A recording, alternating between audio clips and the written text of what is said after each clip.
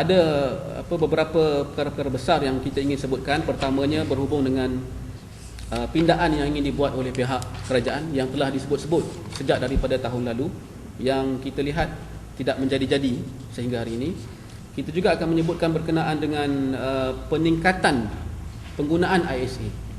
Walaupun kita seolah-olah tidak dengar banyak kes-kes berhubung dengan penahanan ISA, tetapi sebenarnya ada peningkatan daripada segi penahanan di bawah ISA. Kita juga akan menyebutkan berkenaan dengan lawatan yang dibuat oleh Working Group on Arbitrary Detention di bawah Pertubuhan Bangsa-Bangsa Bersatu, United Nations, ke Malaysia.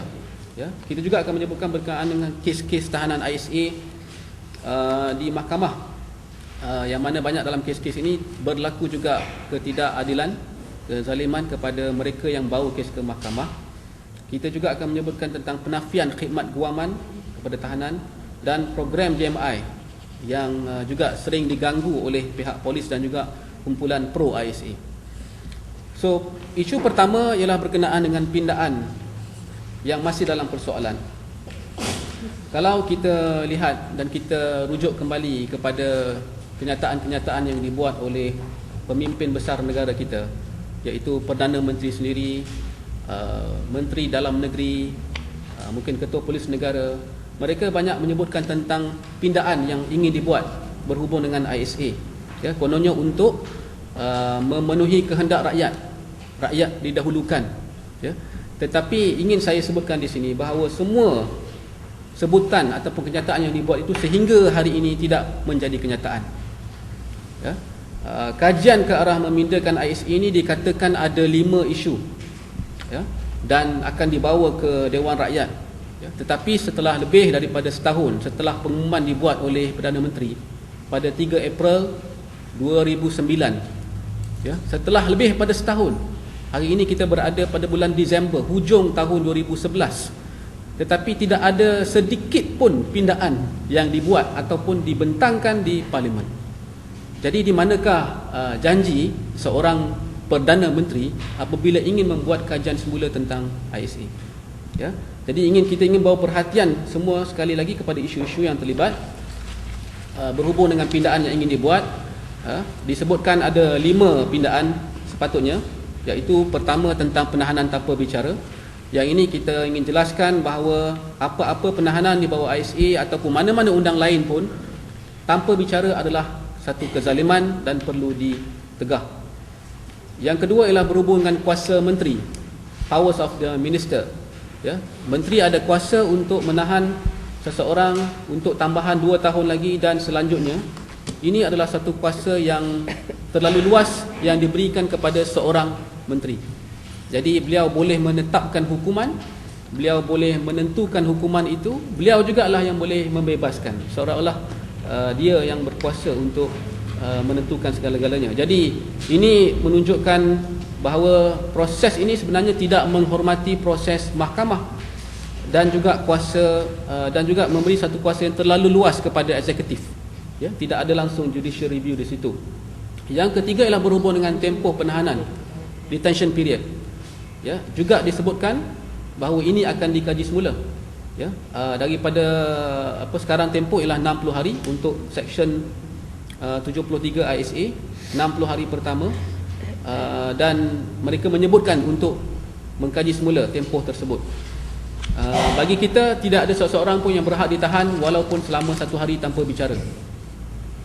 Jadi kes 60 hari turun jadi 30 hari, bagi kita itu tidak relevan selagi mana tidak ada ruang perbicaraan diberi kepada yang ditahan. Yang keempat ialah hak dan layanan terhadap orang tahanan, rights and treatment of ISA detainees. Ini kita dah sebut banyak kali. Kita dah dokumenkan banyak berkenaan dengan penderaan dan penyiksaan yang dilakukan terhadap tahanan ISA. Jadi bagi kita perkara ini juga adalah satu perkara yang besar kerana ianya memberi satu impak kesan besar kepada tahanan juga kepada ahli keluarga apabila seseorang itu boleh boleh diperlakukan dengan apa-apa sahaja. Kerana dalam tempoh 60 hari apa-apa pun boleh berlaku dan sudah ada banyak kes-kes di mana ramai tahanan yang ditumbuk, yang diteranjang, yang dipukul dan sebagainya. Kemudian yang keempat ialah berkenaan dengan isu persepsi awam Yang kelima, isu persepsi awam ISA digunakan untuk kepentingan politik. Saya rasa perkara ini jelas, kita dah sebut banyak kali juga bahawa kebanyakan daripada sebab ISA ini digunakan adalah untuk kepentingan polisi kerajaan, kepentingan polisi kerajaan, dan juga kepentingan mungkin individu-individu untuk menjayakan agenda mereka. Banyak kes ada di mana yang melibatkan aktivis pejuang keadilan, di mana yang melibatkan parti-parti politik, di mana yang tidak melibatkan juga mana-mana pihak, sama ada parti ataupun individu-individu biasa pun, apabila mereka ditahan di bawah ISA, sebenarnya juga ada agenda politik di sebaliknya. Jadi bagi kita percaya, bila kita lihat balik kepada agenda pindaan yang disebutkan oleh kerajaan, ini adalah satu pindaan yang tidak akan membawa sebarang makna sekiranya tidak ditangani perkara yang asas. Perkara asas tu ialah seseorang tidak boleh ditahan tanpa bicara. Perkara asas tu ialah seseorang perlu, satu undang-undang perlu ada semakan undang-undang. Dia tidak boleh satu undang-undang yang terlalu kebal dan cuma bergantung kepada beberapa individu saja untuk membuat keputusan. Dan perkara asas ialah mesti ada ruang pembelaan. Dan perkara asas juga ialah untuk ada ruang untuk dikemukakan bukti-bukti sebelum seseorang itu boleh didapati bersalah. Jadi dalam konteks ISA, semua perkara ini tidak wujud. Itu berhubung dengan isu yang pertama, pindaan. Yang kedua ialah berhubung dengan penahanan terkini dan penggunaan ISA. Saya sebutkan tadi, despite the fact that we see banyak seolah-olah di sana, di luar sana tidak ada lagi penahanan ISA, sudah berkurangan. Jadi kerajaan telah pun mengikuti kehendak dan mengikuti kehendak dan permintaan daripada ramai rakyat. Tetapi pada masa yang sama, sebenarnya ISA ini telah diperluaskan. Semakin ramai yang ditahan. Dalam pemantauan kami, tahun ini seramai 25 orang telah ditahan di bawah ISA. Tuan-tuan dan puan boleh lihat dalam lampiran yang disisipkan bersama dengan kenyataan ini. Dan ianya bermula dengan penahanan beramai-ramai pada 21 Januari 2010 di Gombak, semasa mereka ini menghadiri kuliah agama. Mula-mula 50 orang ditahan. Kemudian 10 sahaja yang ditahan di bawah Seksyen 73 ISA selama 60 hari. Dan rumah ni dirempuh masuk oleh unit tindakan khas polis dengan menggunakan segala kekerasan dan senjata, sedangkan mereka ini sedang cuma mengadakan kuliah agama. Jadi nampaknya kuliah agama pun boleh ditafsir sebagai mengancam keselamatan negara dan satu pasukan yang besar perlu dikerahkan. So saya ingin maklumkan bahawa daripada 10 yang ditahan itu, hanya seorang saja merupakan warga negara Malaysia, dan dia merupakan pelajar, dan yang lain-lain itu merupakan pelajar-pelajar yang mengikuti master's degree ataupun peringkat sarjana dan PhD yang daripada negara-negara seperti Syria, Nigeria, Jordan dan Yaman. Dan mereka dikatakan ditahan kerana terlibat dalam kegiatan keganasan antarabangsa, tetapi tidak pernah ada bukti yang menunjukkan perkara itu berlaku. Jadi sekarang ni mereka ni telah pun dihantar semula ke negara asal mereka, walaupun mereka tak sempat habis pelajaran mereka di negara kita. Pada masa yang sama, tuan-tuan sekalian, penggunaan ISA ini turut diperluaskan. Kita agak kecewa apabila kita lihat ada penahanan yang dibuat atas sebab pemerdagangan manusia ataupun human trafficking. Perkara ini ada keluar dalam penyataan di mana seramai 8 orang pegawai immigration warga negara Malaysia dan 2 orang lagi warga asing ditahan di bawah ISA pada 13 Oktober 2010. Dan mereka ditahan kerana disebut mengancam keselamatan negara dalam konteks isu pemerdagangan manusia. Jadi ini mengejutkan ramai orang sebab ISA digunakan untuk satu perkara yang khas, iaitu pemerdagangan manusia, sedangkan ada satu undang-undang khas on human trafficking. Ada satu undang-undang khas on human trafficking, tetapi pada masa yang sama ISA is still being used. Kenapa? Jadi persoalan ni tak dijawab. Kita telah mengeluarkan kenyataan dan kita bertanya, kenapa kalau ada satu undang-undang yang khas tentang human trafficking, kenapa menggunakan ISA? Ya, so ini adalah kita punya syak, wasangka kita bahawa mungkin ada agenda di sebalik penahanan mereka di bawah ISA. Ya, selalunya yang berlaku mungkin yang ditahan ini adalah ikan-ikan bilis, tetapi ikan-ikan jerung lepas. Sebab kalau bawa kepada undang-undang khas perdagangan manusia, ada perbicaraan, mungkin akan keluar maklumat-maklumat ini.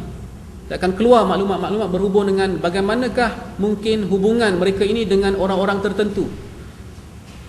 So, kita tidak dapat elakkan daripada mempunyai tanggapan begini. Melainkan kerajaan bersikap terbuka, transparan untuk bawa kes begini ke mahkamah dan bicarakan. Jadi ini adalah hak rakyat untuk mendapatkan kebenaran daripada isu tersebut. Bila masuk ISA, semuanya hilang, semuanya dipendamkan dan kita tidak dapat apa maklumat berhubung dengan kes ini. Ya. So bagi saya ISA itu sebenarnya menyuburkan lagi aktiviti-aktiviti begini kerana orang-orang yang mungkin terlibat secara langsung dalam konteks isu ini tidak dibawa ke muka pengadilan. Pada masa yang sama kita juga dapat maklumat bahawa ada satu kes di mana ibu kepada salah seorang pegawai immigration yang ditahan yang berbangsa Cina telah meninggal dunia akibat kanser. Dan akibat daripada penahanan di bawah ISA, tahanan tersebut hanya sempat melihat muka ibunya semasa upacara pengkebumian. Ya, this is the same trend yang kita telah sebutkan dulu. Dulu pun ada seorang tahanan yang ditahan di bawah tuduhan JI. Ya, kes dia, anak dia sakit, tapi dia tidak dapat berjumpa anak dia tersebut sehinggalah anak itu telah meninggal dunia. Dalam konteks ini serupa juga, ya, seorang ibu sakit kanser tapi tidak sempat untuk berjumpa dengan anaknya yang ditahan di bawah ISA.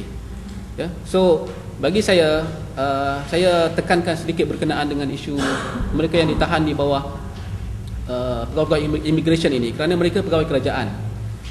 Jadi ada kemungkinan mereka ini ditekan untuk tidak berhubung ataupun menyampaikan apa-apa maklumat kepada pihak lain, kepada peguam, kepada JMI. Ya, so kita pun tidak ada apa-apa maklumat. Kita cuba untuk dapatkan maklumat tetapi sehingga hari ini susah untuk dapat. Dan saya percaya dan yakini mungkin mereka ini ditekan, diancam, diugut untuk tidak berhubung kepada mana-mana pihak maupun peguam untuk membela nasib mereka. Jadi mereka ni dalam keadaan yang bagi saya cukup tertekan, keluarga mereka, ya. Dan kita juga ingin maklumkan di sini bahawa beberapa kes pembebasan tahanan dan pembebasan tahanan di Kemunting, ya, iaitu pada tahun ini seramai 15 orang daripada yang ditahan telah dibebaskan, boleh rujuk pada lampiran seterusnya. Dan antara pembebasan yang amat mengharukan adalah pembebasan saudara Samsudin Sulaiman pada 2 September 2010. Mengharukan kerana beliau ini ditahan sejak tahun 2002. Ya, bermakna setelah hampir 8 tahun barulah beliau dibebaskan, dan beliau lah antara tahanan yang terakhir yang dibebaskan daripada kumpulan tersebut.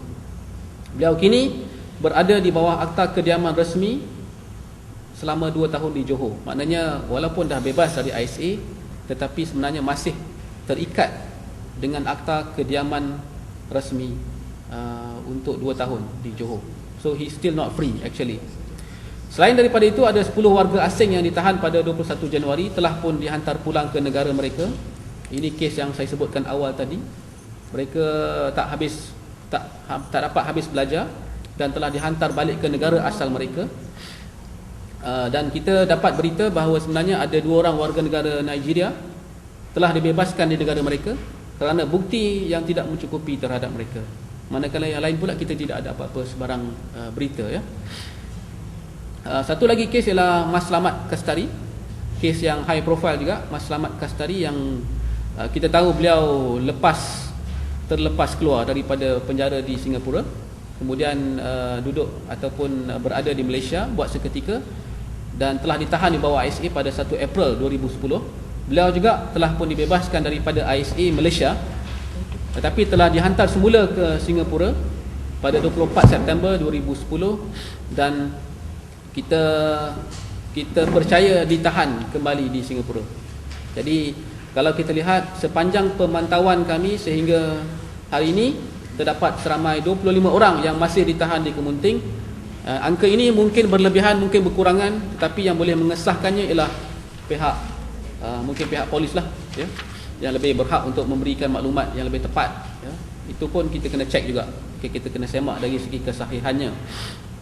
Isu yang ketiga yang ingin kita sebutkan adalah beberapa kenyataan-kenyataan yang dibuat oleh pemimpin kerajaan dan kumpulan-kumpulan tertentu yang mengeluarkan kenyataan tentang ISA.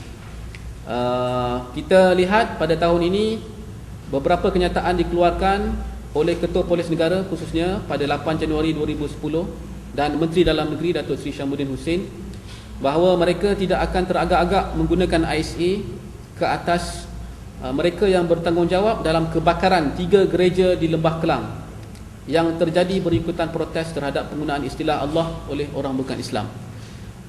Sekali lagi, bagi kami ini adalah kenyataan-kenyataan mengugut, mengancam, menakut-nakutkan yang sepatutnya tidak dibuat, ya. Bukan caranya untuk menangani kes-kes begini dengan cara mengugut dan mengancam, menakut-nakutkan dengan menggunakan ISA. Kemudian pada 30 Januari Perdana Menteri Najib Tun Razak juga mengeluarkan kenyataan bahawa 10 orang yang ditahan di bawah ISA pada 21 Januari kerana disyaki terlibat dalam keganasan antarabangsa, menyebutkan bahawa ISA adalah perlu untuk membendung kegiatan keganasan di dalam dan di luar Malaysia. Malah ianya adalah komitmen kerajaan Malaysia dalam memerangi keganasan. Jadi dia mengiyakan kononnya apa yang berlaku, yang ditahan, mereka yang ditahan pada 10 Januari 2010 yang dikatakan terlibat dengan kegiatan keganasan. Sekali lagi saya ingin sebutkan dan saya ingin jelaskan, apa-apa kenyataan ini kalau tidak ada apa-apa pembuktian, sebenarnya adalah satu pembohongan.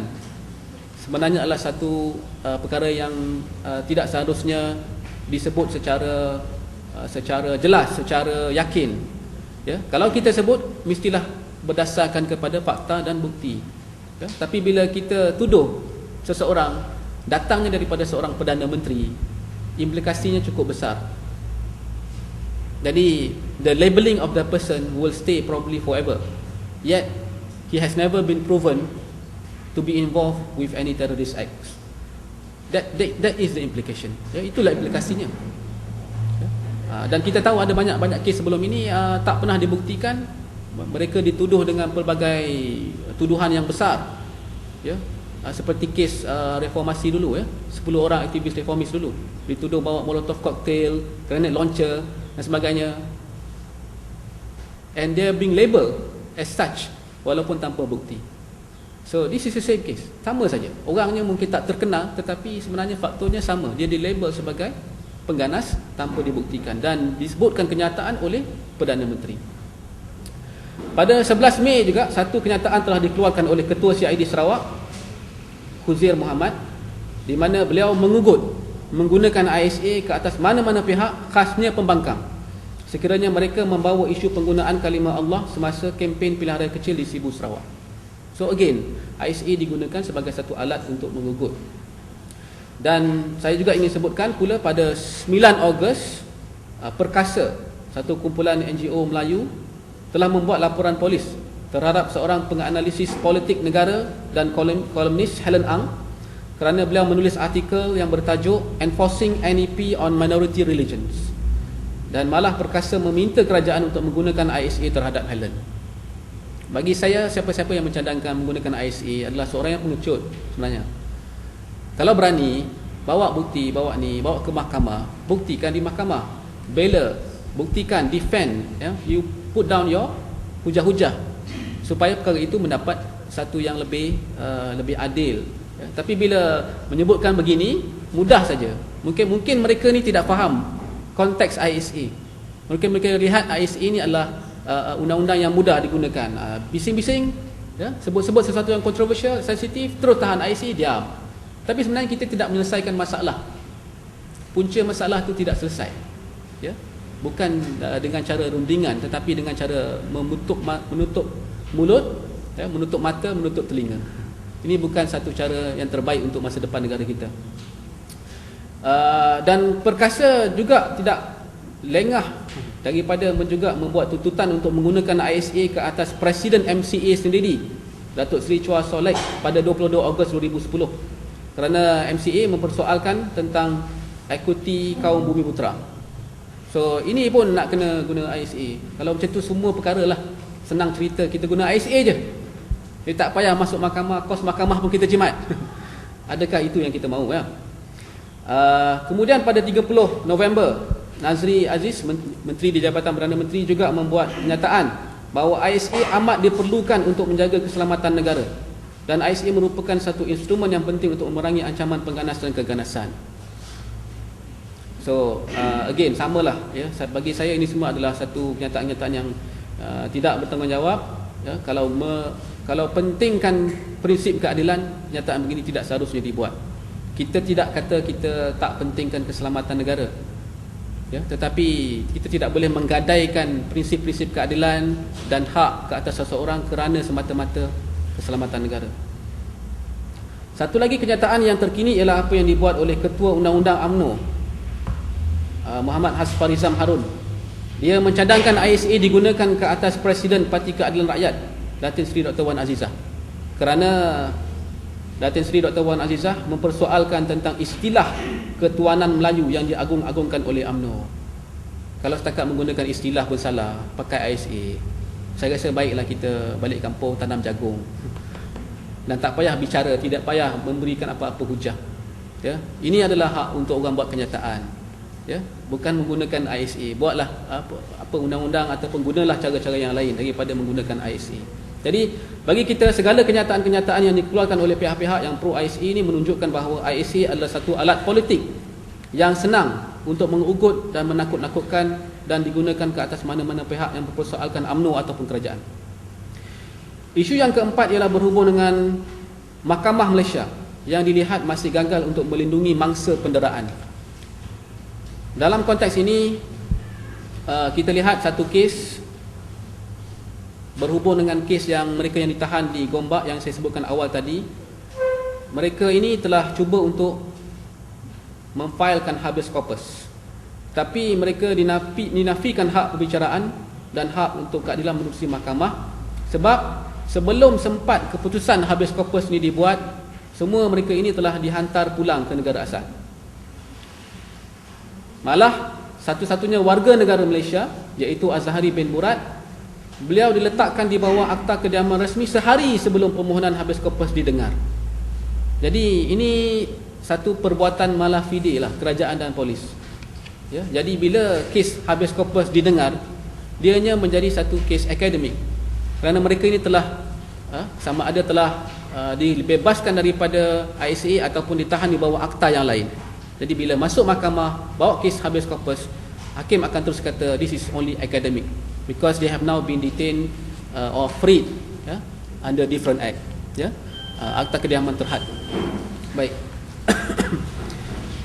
Seterusnya kita ingin maklumkan bahawa ya, benar ada satu berita baik berhubung dengan penahanan seorang bekas tahanan ISA. Kes beliau ini beliau telah bawa ke mahkamah. Beliau telah meminta tuntutan saman sebanyak 3.3 juta dan mahkamah telah pun memerintahkan bahawa Badrul Zaman ini adalah penahanan beliau adalah menyalahi undang-undang dan beliau harus diberikan kos kecederaan dan sebagainya.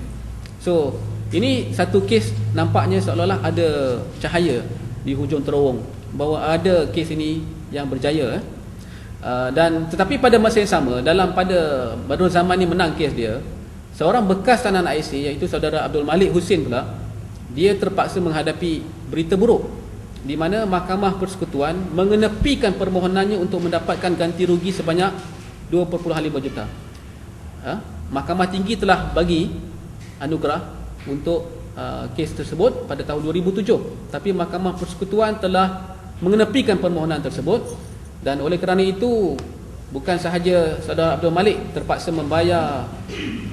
ditolak ganti rugi itu, dia terpaksa membayar kos kepada mahkamah sebanyak RM20,000. Dan bukan sahaja itu, beliau juga terpaksa membayar lagi RM50,000 sebagai kos litigasi. Jadi walaupun Abdul Malik ni didera secara mental, secara fizikal, didakwa terpaksa, dia berdakwa dia terpaksa minum air kencing dan sebagainya, tapi dia yang terpaksa bayar RM70,000 kepada orang yang bertanggungjawab menderanya. So satu yang tidak adil ya kepada mereka yang ditahan di bawah ISA dan cuba untuk membela diri. Jadi ini bagi kami adalah satu kegagalan di pihak Mahkamah Malaysia untuk menetapkan keadilan, untuk memastikan keadilan berlaku di negara kita apabila adanya campur tangan pihak eksekutif. Isu yang kelima ialah kita ingin maklumkan bahawa sebenarnya rakyat masih bersama dengan kempen kita untuk masukkan ISA. Ya. Desakan dan tuntutan rakyat ni adalah penting untuk kita memasukkan undang-undang zalim ISA, dan kita percaya sokongan dan dukungan daripada semua organisasi dan lapisan masyarakat adalah amat penting, tidak kira apa-apa pegangan politik, agama ataupun bangsa. Dan kita tahu bahawa satu himpunan telah diadakan pada 1 Ogos 2009 yang menunjukkan bahawa dukungan rakyat adalah sangat kuat. Dan atas dasar itu JMI akan meneruskan kempen menggembling rakyat untuk menentang ISA. Kita juga telah mengadakan beberapa program pada tahun 2010 sebagaimana yang tersenarai dalam 21 event yang telah dijalankan. Saya tidak akan bacakan, boleh lihat sendiri senarai tersebut. Kita juga ingin maklumkan bahawa kita telah mendapat banyak sokongan di peringkat antarabangsa. Yang pertama, penubuhan GMI United Kingdom oleh warga negara Malaysia yang tinggal di UK. Mereka telah pun mengadakan beberapa program dan bantahan setiap bulan di hadapan pejabat pelancongan Malaysia di UK. So ini satu perkembangan yang baik, di mana ada sokongan yang berterusan di peringkat antarabangsa, dan mereka ini agak agak excited ya untuk meneruskan program-program di sana, dan kita percaya rakyat Malaysia akan mendapat maklumat yang tepat dengan adanya program-program yang dilakukan di luar negara juga. Kita juga ada sokongan padu daripada OMCT, World Against Torture, daripada AI, Amnesty International, Human Rights Watch, IHRC, Islamic Human Rights Commission, dan juga daripada International Bar Associations of Human Rights Institute, IBAHRI. Dan akhir sekali kita ingin menyebutkan beberapa tuntutan yang telah kita pernah buat dan cuma mengulanginya sekali lagi di sini, bahawa bagi kita tahun 2010 ini adalah sebenarnya satu tahun yang penuh cabaran dalam perjuangan kita menentang ISA. Mungkin kita lihat di sana ada kekurangan dari segi intensity, daripada segi pengaruh dan juga kesedaran kepada masyarakat. Tetapi kita ingin menegaskan kembali bahawa kita tidak sekali-kali akan tunduk kepada isu prinsip yang melibatkan penahanan tanpa bicara. Mana-mana akta yang mendera, menindas, yang menyeksa rakyat tidak harus dikekalkan dan tidak harus dipuja, malah ianya harus dimansuh, dibuang dengan serta-merta. Jadi beberapa tuntutan itu telah juga digariskan. Tuntutan yang paling besar bagi kami ialah, pertama, kita kena mansuhkan undang-undang zalim, ya, sama ada ISA, EO, DDA ataupun RRA, Restricted Residence Act, Akta Kediaman Terhad, dengan serta-merta. Yang kedua, kita kena bebaskan atau mendakwa semua tahanan yang ditahan tanpa bicara di mahkamah yang bebas dan terbuka. Yang ketiga, kita kena segera tutup kem Kebunting dan Simpang Renggam juga. Yang keempat, setiap tahanan ni harus diberikan pampasan, ya, untuk sekurang-kurangnya mendapatkan kembali hak mereka yang telah pun dirampas oleh pihak kerajaan dan juga pihak polis. Yang kelima, mereka juga harus memohon maaf kepada semua tahanan, ya, dulu dan sekarang, yang ditahan tanpa bicara, dan mereka ni harus dilepaskan daripada label yang diberikan tanpa bukti. Yang keenam, kita kena menggunakan undang-undang yang terdapat dalam kanun keseksaan untuk tuduhan-tuduhan jenayah dan bukan menggunakan ISA. So, kalau kita lihat dalam kanun keseksaan, terdapat banyak sebenarnya undang-undang yang boleh digunakan selain daripada ISA, ya. Macam-macam tuduhan yang dibuat ke atas tahanan. Contohnya macam pemalsuan duit. Ada tahanan sekarang yang ditahan di bawah ISA kerana pemalsuan duit. Tapi at the same time, kita ada undang-undang di bawah kanun keseksaan yang menyebutkan untuk boleh digunakan untuk kes-kes pemalsuan duit, iaitu Section 489B Penal Code. Begitu juga dengan pemalsuan pasport. There is an act that the government can use untuk pemalsuan pasport. Tetapi why do you prefer to use ISA? Isu-isu berhubung dengan racial dan sebagainya juga ada dalam kanun keseksaan. Isu pengganas pun ada dalam kanun keseksaan, iaitu bawah chapter 6A of Chapter 6A of Penal Code. Yeah. So why use of ISA when you have these laws that can be enacted, that can be used untuk kes-kes berkenaan.